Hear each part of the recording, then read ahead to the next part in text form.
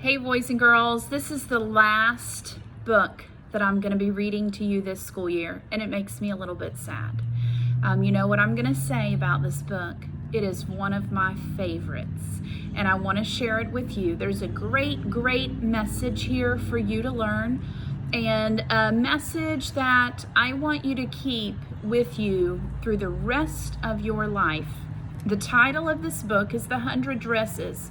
It was written by Eleanor Estes, and it's illustrated by Louis Slobodkin. Now you'll notice that this book has a Newbery Honor Medal on the front of it. This book was written back in the 50s, but it is a message that still holds true today and holds true forever, I believe.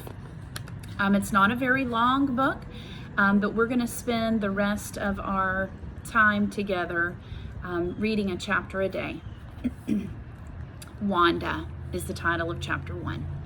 Today, Monday, Wanda Petronsky was not in her seat, but nobody, not even Peggy and Madeline, the girls who started all the fun, noticed her absence.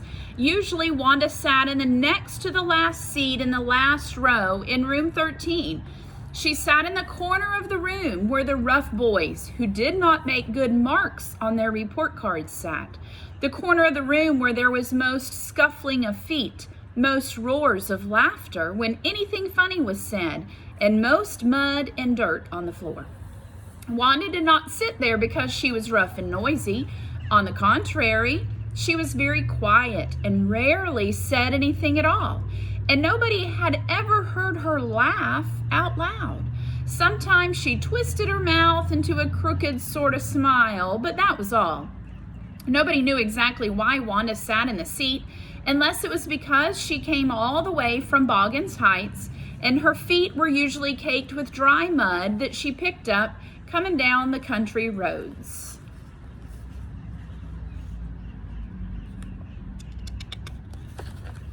Maybe the teacher liked to keep all the children who were apt to come in with dirty shoes in one corner of the room. But no one really thought much about Wanda Petronsky once she was in the classroom. The time they thought about her was outside of school hours, at noontime when they were coming back to school, or in the morning early before school began, when groups of 2 or 3 or even more would be talking and laughing on their way to the schoolyard. Then sometimes they waited for Wanda to have fun with her. The next day, Tuesday, Wanda was not in school either, and nobody noticed her absence again except the teacher and probably Big Bill Byron, who sat in the seat behind Wanda's and who could now put his long legs around her empty desk, one on each side, and sit there like a frog, to the great entertainment of all in his corner of the room.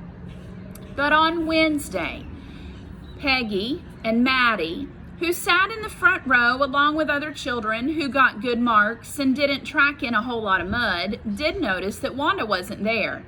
Peggy was the most popular girl in the school. She was pretty, she had many pretty clothes, and her auburn hair was curly. Maddie was her closest friend. Now, we've just been introduced to 2 new characters, Peggy and Maddie. We know that Peggy is the most popular girl in school, and Maddie is her closest friend. The reason Peggy and Maddie noticed Wanda's absence was because Wanda had made them late to school. They had waited and waited for Wanda to have some fun with her, and she just hadn't come. They kept thinking she'd come any minute. They saw Jack Beggles running to school, his necktie askew and his cap at a precarious tilt. They knew it must be late, for he always managed to slide into his chair exactly when the bell rang, as though he were making a touchdown. Still, they waited 1 minute more and 1 minute more, hoping she'd come. But finally, they had to race off without seeing her. The 2 girls reached their classroom after the doors had been closed.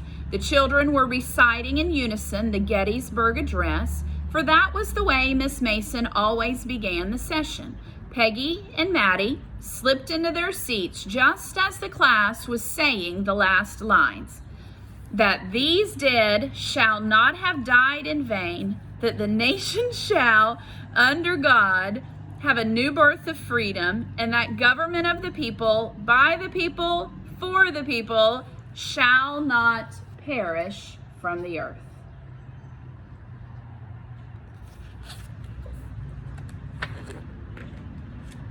Tune in tomorrow for the next chapter titled The Dresses Game.